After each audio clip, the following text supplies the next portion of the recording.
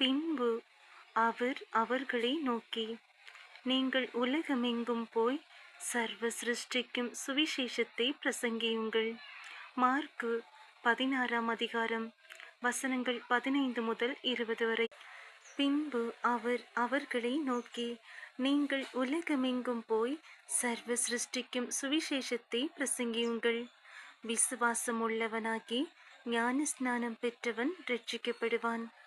விசுவாசியாதவனோ ஆக்கினைக்குள்ளாக தீர்க்கப்படுவான்.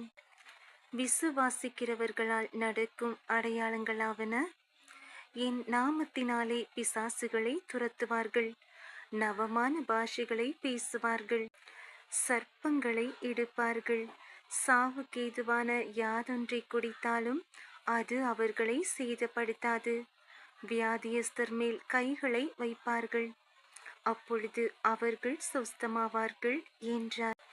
இவ்விதமாய் கர்த்தர் அவர்களுடனே பேசின பின்பு பரலோகத்துக்கு எடுத்து கொள்ளப்பட்டு தேவனுடைய வலது பாரிசத்தில் உட்கார்ந்தார்.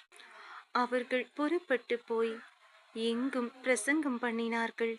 கர்த்தர் அவர்களுடனே கூட கிரியை நடப்பித்து அவர்களால் நடந்த அடையாளங்களினாலே வசனத்தை உறுதிப்படுத்தினார். ஆமேன்.